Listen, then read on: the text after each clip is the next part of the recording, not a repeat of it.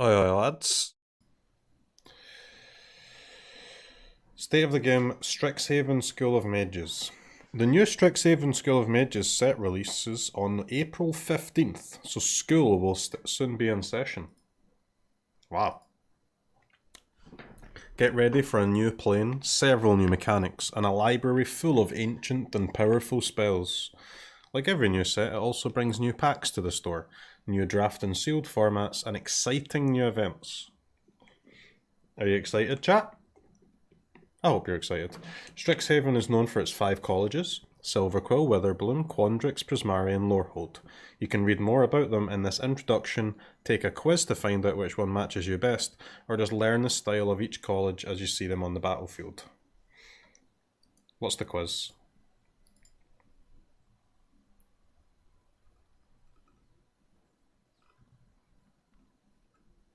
Alright. Which college am I part of, chat? Honestly, I feel a little bit Silverquill, but we'll find out soon.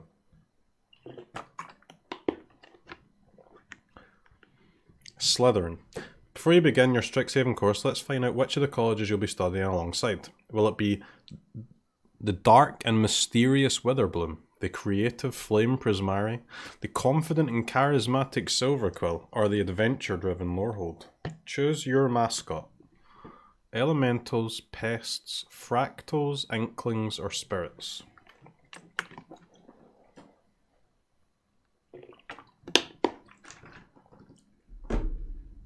I'll be honest, I'm a pest guy myself. For yearbook, you've been voted most likely to become the next Discoverer of a Lost Dimension, Enlightenment Council Leader to Dignitaries, Idealistic Planes Leader, Award-winning Elemental Artist, or Sage of Thanatology. Okay guys, I consider myself to be a sage. A sage of many things, including Thanatology.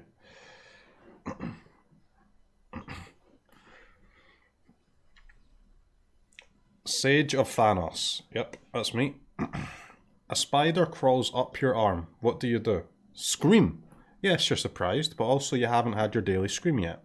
Swiftly gather up the specimen in a test tube, hoping you'll find beneficial properties in its biology. This spider looks like an enchanted breed you once read about. You tense, rolling up your sleeve to let it bite you. Brush the little intruder off your new tunic, straightening the crease where it walked. Or carefully set the spider on the ground, using your magic to construct a tiny grass house so it can be safe.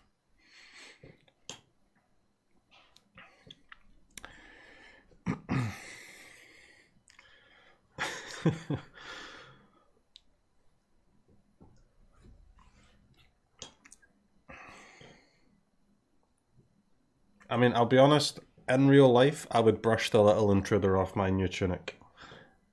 And straighten the crease where it walked. So, you've got to be true to yourself, man. It's for a group project has been assigned. What are you doing? Delegating tasks while trying to persuade your teammates to focus, researching topics that have nothing to do with the project, calling out sick to work on experiments of questionable intent, finishing the project by yourself while everyone else is arguing, or testing out a new spell to make gorgeous ice crystals form in your cup of artisanal water.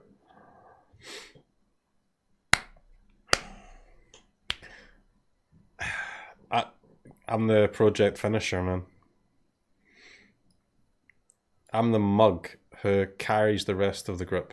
After a long day of mage lessons, where can you be found?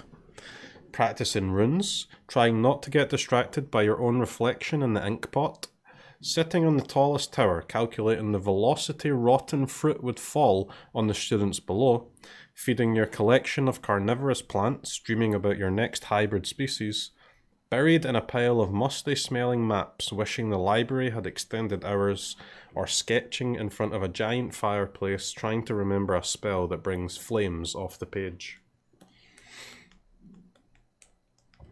Runes?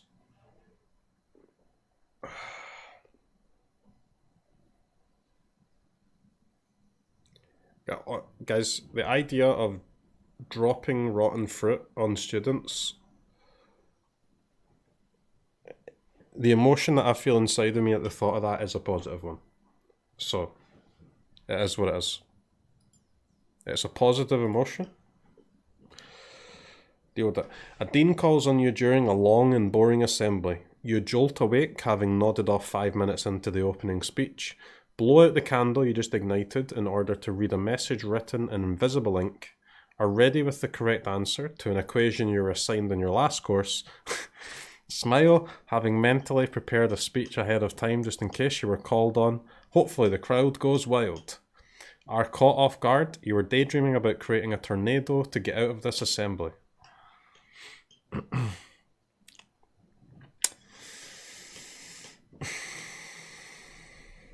I don't really fall asleep.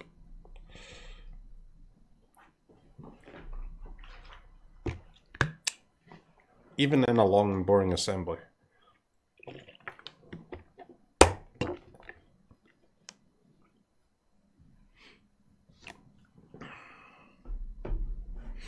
Five seems reasonable though.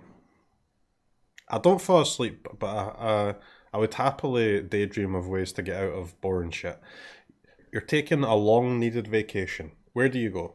Time to hit the road. You'll be living out of a backpack. Destination unknown. Sounds good. A potentially haunted tree fort built high in the branches of a 500-year-old tree equipped with eco garden and nearby river. Sounds lame. Studying water particles at a semi-submerged enchanted laboratory beneath the sea. Gas. An all-inclusive ski lodge on the top of a glorious mountain range. I mean, good, but also something I can do as not a member of Strixhaven. A stone cottage with flowers and vines cascading down the walls. Through the trees you can view an active volcano. That's easy number one for me, man. To be fair, also something I can do while not a member of Strixhaven, but still the best. What? Just give me the answer, you fucking idiot, man. Why do I have to put my email in?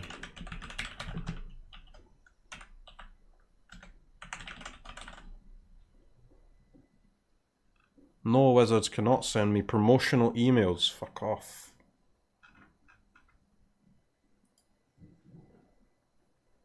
Please text this box if you want to proceed. Dude, you can't get your answer unless you agree to the spam. It doesn't let you... Right. Well, that was a waste of time, guys. I apologise. I didn't realise that would happen. But I'm not agreeing to that shit. Okay.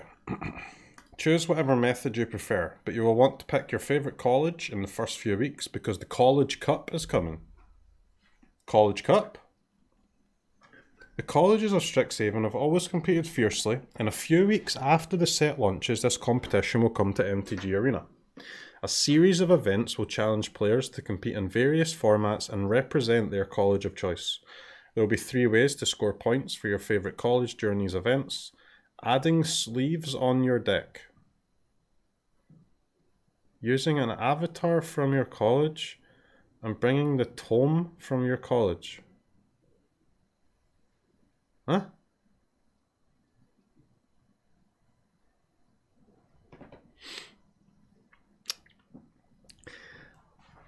At the end of the competition, all players will receive a reward commemorating the victorious college. Make sure to compete, represent your classmates well, and push your college to victory. I don't want to change my sleeves, man. I'll change my avatar, though. I'm a pet, sure. The College Cup isn't the only competition coming with the release of Strixhaven. We'll also be running another Arena Open on May 8th and 9th. And just like last time, this one will be using the sealed format. We saw an incredible response to Kaldheim's sealed Arena Open, and we think Strixhaven's School of Mages and its mystical archive will make for an even more exciting sealed environment. Similar to Kaldheim, we will be running our normal Best of 1 sealed event a bit longer, right up until the Arena Open. Similar to Kaldheim, yes, in that it was almost available until the Arena Open. Not exactly the same though. Another open's good, yeah. But it sounds like this time you actually can practice sealed right until it starts, which is good.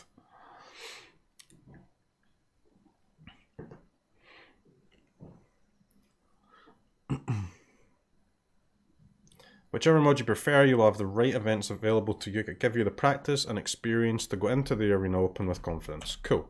Good. Good. Nice.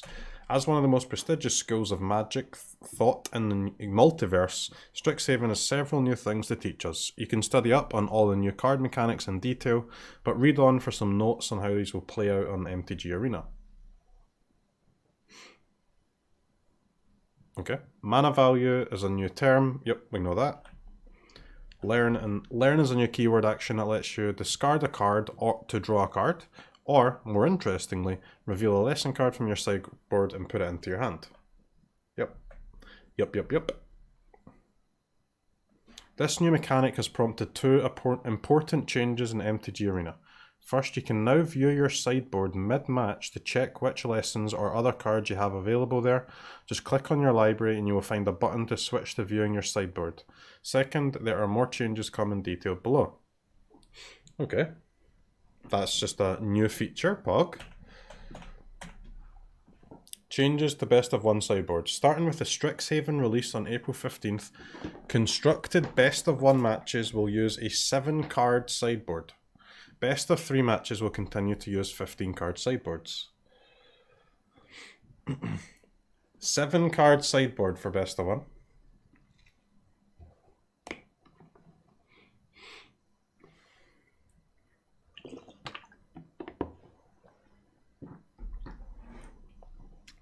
Why? Well, I guess so that you have to make a choice with your lessons, right?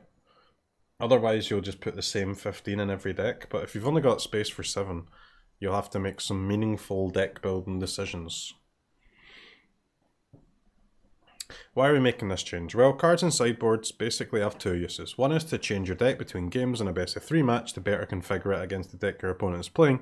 The other, used in both type of matches, is what is frequently called a wish board, a group of cards that can be brought into a game from outside of it with cards that have that kind of ability. Learn in Strixhaven is a great example of this. In a best of 3 match, players using cards with Learn are forced to figure out how to divide their 15 sideboard slots between lessons and cards that improve their deck against certain matchups. In a single game match, only one use is applicable, so there would be no reason not to use all 15 sideboard slots on lessons. This is more than would be expected in a best of 3 match. To adjust for this difference, the play design and MTG Arena teams have arrived at the decision to limit the sideboard in single game matches to 7 slots. Players can still use the same decks as they do today for both type of matches, but only 7 cards will be in the best of one sideboard. By default, as we convert to this change, it will be the first 7 cards listed, but of course you can edit your deck to make it whichever cards you want, or only have 7 cards in your sideboard if you're just planning on using your deck for best of one. The deck builder will more clearly show which cards in the sideboard can be used in each type of match as shown below.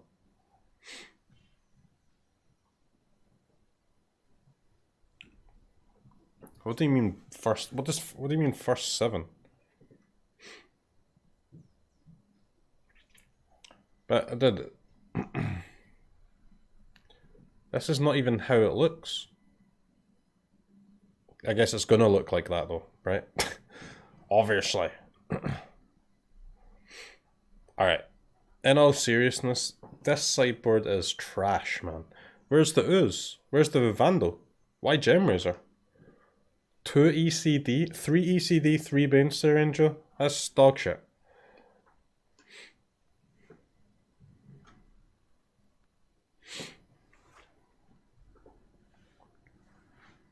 Tormod's Crypt? Tormod's Crypt's a fine card. Anyway, Ward is a new keyword that represents a triggered ability to counter hostile spells or abilities. When a creature with Ward is targeted by a spell or ability an opponent controls, that opponent must pay an extra cost, usually but not always mana, or else the spell or ability is countered. Ward is also an evergreen keyword, which means you can expect to see it come back in future sets. Cool. Ward's a cool keyword. On MTG Arena, creatures with Ward will have prominent visuals on the battlefield, similar to Hexproof or Indestructible. Oh, that's the blue thing? That looks kind of good. Since Ward is a triggered ability, not an increased cost to target, the auto tapper will not take it into account. Instead, whenever you target a creature with Ward, you will get a confirmation pop-up allowing you to decide if you are comfortable paying the price. One nuance worth noting, even though failing to pay the Ward cost results in a counter to a spell or ability, if your spell or ability cannot be countered, you can safely ignore it. You will still be offered the chance to pay the Ward cost in case you want to. Maybe you want to pay life to boost your Death Shadow, or just for fun, we won't judge you. Okay, seems fine. One of the most striking features of the Strixhaven campus is the Biblioplex. It is said that inside you can find a copy of every spell ever cast in Magic, with the most dangerous and powerful locked away in the Mystical Archive. All Strixhaven packs, both 15 card limited packs and 8 card store packs, will have a special slot with a Mystical Archive card. The 15 card limited packs work just as they do in Tabletop Magic, with a dedicated slot for the Mystical Archive card. In the 8 card store packs, it will replace a common. In either pack, this slot can be either uncommon, 67%, rare 24.6%, or mythic rare 6.6%. This means you can open more than one rare or even mythic rare in a single pack. Watch out for this when you're first opening your sealed pool. It will still show 6 rares or mythic rares like normal, but will also tell you how many you opened in total. Okay. They have Japanese art, yep. On MTG Arena, these are available as styles, and they can be found in the usual places like event rewards or store bundles. Okay.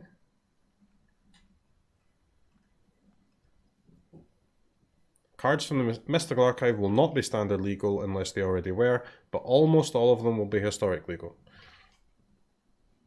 Let's talk more about almost. As MTG's Arena non-rotating format, Historic operates at a much higher power level than Standard. But in the broad context of Magic, there are many formats, Modern, Legacy, etc., that are higher powered than Historic. Unlike most non-rotating formats in Magic, which generally include all the cards after a particular set, Historic is a curated format. This means the cards it includes are chosen deliberately. There are many goals we consider in this process, but the core aim is to create a fun, balanced and diverse format that can steadily grow both forward and backwards, add in new cards from standard sets but also more cards from Magic history. When pulling in older cards, we try to choose very carefully to avoid upsetting the balance of the format. Adding just a handful of cards that are significantly more powerful than the rest of the format would warp the format around just those cards, ultimately limiting the pool of viable decks. The Mystical Archive brings 41 new to Historic cards to MTG Arena, including some extremely powerful cards.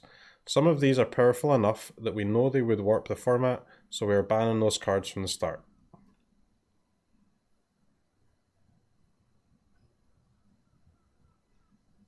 Feels bad, man. These cards will all be legal and appear normally in Strixhaven Draft and Sealed, but they will not appear in 8 card store packs until you have collected 4 copies of all the other rares or mythic rares in the Mystical Archive, as is normal for banned cards. All these cards have a power level that puts them clearly above other options in Historic. If they were legal, the Historic metagame would quickly warp around them.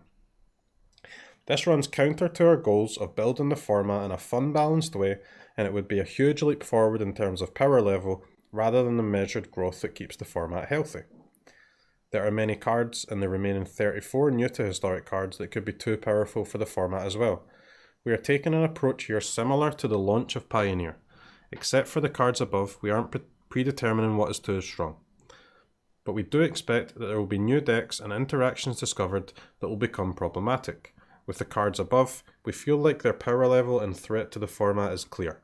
For the rest of the Mystical Archive, we want to let players find the powerful interactions and prove their problems for the metagame, rather than prejudge the outcome. This may mean that we need to act quickly to correct some new deck that dominates the metagame, or things may develop in a more naturally balanced form. In either case, we will not let threats to fun, balance, or diversity persist in the format. And in case you're looking for an outlet to play these banned spells despite their danger, there will be an upcoming FNM that allows causing some chaos with them.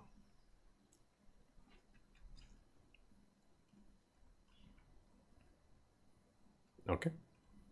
Rounding out our big news, MTG Arena is now available on phones and tablets, and the player response there has been incredible. One of our core goals for MTG Arena is to get more people playing Magic. And now that everyone can play whenever and wherever they want to, we're definitely seeing that. Putting the full depth and complexity of Magic onto mobile devices is a challenge, but that is and always will be our plan. We will not be simplifying or reducing any aspect of Magic gameplay. Sometimes the interface or layout may need to shift a bit for different devices, but we're committed to ensuring that players on any device can play what they want wherever they are. We've made several improvements on mobile already since our early access, such as adding the ability to move cards to your sideboard while drafting on mobile, enabling social features, and improving performance to support a wider range of devices. We're continuing to iterate on mobile UI with the Strixhaven release, including improvements like moving the opponent's pet to the right hand side of the battlefield to clear up views of the opponent's lands. Wow. One of our next targets here is enabling the horizontal deck builder layout on mobile, and more improvements will follow. We have had over 50 million games from players on mobile, and the launch of Strixhaven is a great time to join in. If you log in on a mobile device anytime before the end of April, you will also receive a special Thopter pet. There's never been a better time to find a new way to play Magic anytime and anywhere you are. That's it for the Strixhaven state of the game. New set, new mechanics, and new platforms to play on the go. We'll be back with another state of the game for adventures in the Forgotten Realms in mid-July, or whenever we have big news to share. To keep up with all the MTG Arena news in the meantime, check out the latest of our weekly posts arriving each Wednesday. They will keep you up to date on all the events, store offerings, and any other timely news. Until then, may your lessons be easily learned and all your words hold true. Alright, what do we think, chat? Mobile is fine, it's cool. So, they think there's a chance that Historic might get fucked, huh? Is what they're saying, basically. Which is, I mean, it's a perfectly reasonable opinion that I guess most people already have. But at least they're willing to change it if it does. What else? Japanese Art, Mystical Archive, Ward, and Best of One nerfed. So what are the prime contenders for getting banned? What, like Time Warp, Luton, and Brainstorm, and the 1 mana green spell probably. I always forget what it's called. Harvest. Alright, very cool. Ecuador!